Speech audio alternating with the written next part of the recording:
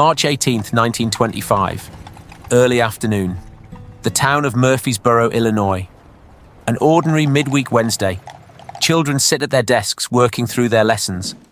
Miners descend underground for the second shift. Housewives hang out their washing beneath a low, swollen grey sky. No one is watching the horizon. No one knows the word that, within a few hours, will erase their lives. Because in 1925, that word is forbidden to speak. It does not appear in the official weather bulletins. Newspapers are afraid to print it. An entire nation lives as though the deadliest force in the American sky simply does not exist. And at that very moment, more than 300 kilometers to the west, over the damp spring fields of Missouri, the air is beginning to turn, slowly, almost imperceptibly. What is being born in these minutes will live for 3.5 hours, and it will take more human lives than any other tornado in the entire history of the United States. To understand the full horror of that day, you have to understand the era. In 1925, America had no radar, no satellites, no weather sirens. For decades, the National Weather Bureau had officially avoided the very word tornado. It was believed the word spread needless panic. The most a forecaster could say was a vague, scattered thunderstorms possible. That was all. Not a single person that morning received any warning of what was coming. And meanwhile, over the heart of the country, forces were converging that meteorologists would later call almost perfect for catastrophe. From the south, off the Gulf of Mexico, warm air rose, saturated with moisture to the very limit. From the north, a cold, dry front tore toward it. Where these two forces collided head-on, the sky became a loaded bomb of unimaginable power. Barometers were falling. The sky darkened not by the hour but by the minute. Something was very wrong. And even those who had never learned to read the clouds could dimly feel it. The old-timers would remember afterward. That morning the very air was wrong. There was a strange, pressing, almost summer heaviness. Nothing like March. By noon the sky had taken on a sickly yellowish-green tint that the locals could not recall seeing in all their lives. The birds suddenly fell silent. Livestock thrashed and bellowed in their pens. The air seemed to thicken and press on the chest until it was hard to breathe. But ordinary people had neither the words to name this unease nor a reason to abandon their work because of it. The lesson was not yet over.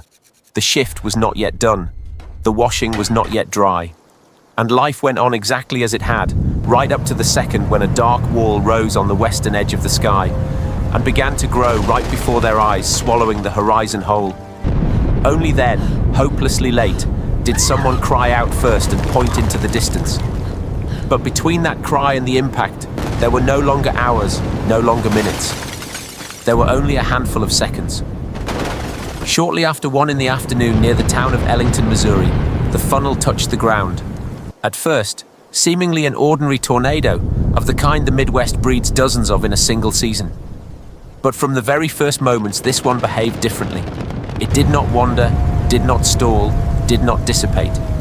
It seemed to choose a single straight line and set off along it to the northeast at a monstrous, unheard-of speed, in places up to 100 kilometers per hour. An ordinary tornado crawls across the ground. This one all but flew above it. And it was so wide and so densely packed with dust and debris that it did not look like a funnel at all. Witnesses described an oncoming solid wall of fog, a black rolling ridge, a gigantic cloud right at ground level. People simply did not recognize it as a tornado. They thought, a heavy thunderstorm is coming, a dust storm has kicked up, something is burning in the distance. And so they did not take cover. Many instead stepped out onto their porches for a better look at the marvel. That fatal mistake cost hundreds of people their lives. The first town in Illinois to take the blow was Gorham. In just a few minutes, it was quite literally wiped off the face of the earth. Nearly half of all its residents were killed or maimed, and of the houses, only bare foundations and splinters remained. But the monster did not pause to finish off the survivors. It did not even slow down.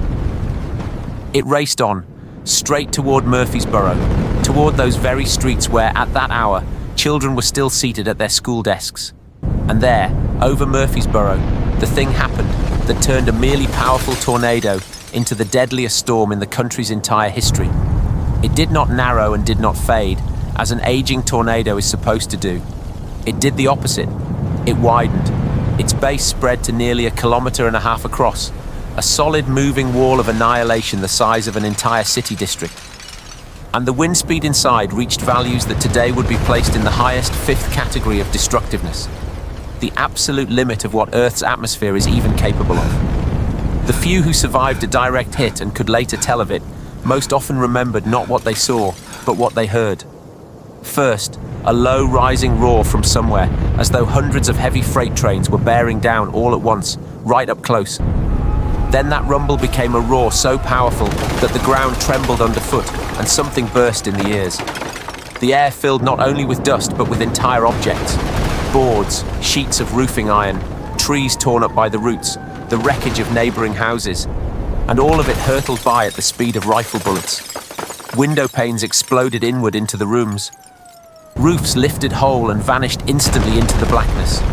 In desperation, people grabbed at anything that seemed solid, at chimneys, at bed frames, at doorposts, and prayed that this solid thing would not be torn loose and carried off along with them. It all lasted only a few seconds, but for the survivors, those seconds stretched out across the whole of the rest of their lives. And here is the very turn that makes this story truly monstrous.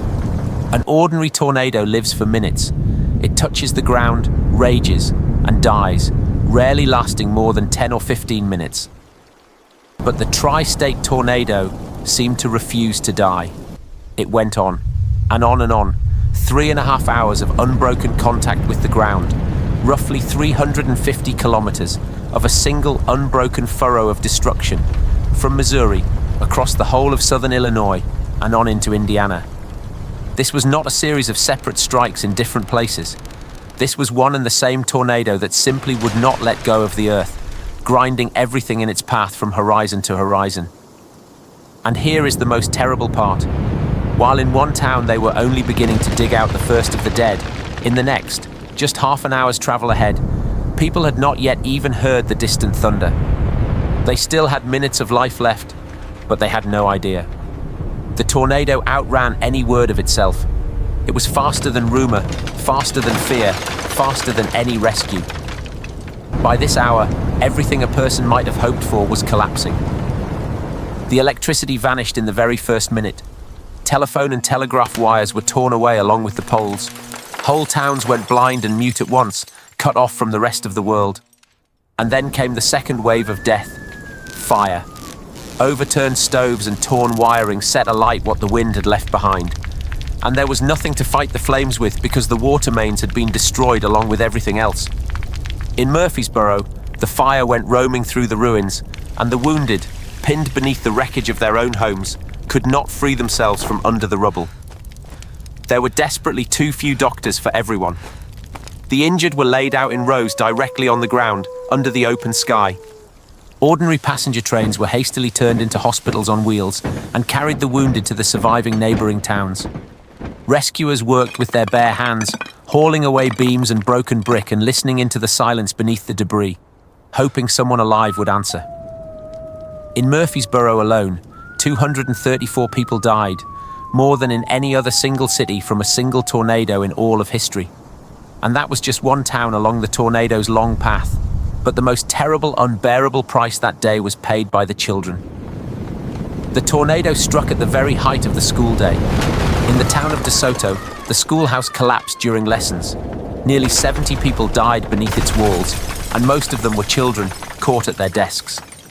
Teachers tried to shield their pupils with their own bodies, led them into the hallways, covered them with themselves. But against a force like this, there was no shelter on Earth. In the mining town of West Frankfort, hundreds of miners were working deep underground at that moment. When the tornado swept away the pithead structures above and cut the power, the men were trapped in total darkness far below. They had to feel their way to the surface, only to emerge into the light and find bare foundations where their homes had stood and no trace of their families. And yet there were those saved by a miracle. Infants the whirlwind lifted, carried through the air, and set down alive in a field hundreds of meters away. People who happened to be covered by an overturned cast-iron bathtub or a heavy cabinet that became their shield. Every person saved that day is a separate, unbelievable story. Every person lost is a story cut short forever. When the tornado finally dissipated that evening near the town of Princeton, Indiana, it left behind a scene the likes of which America had never seen.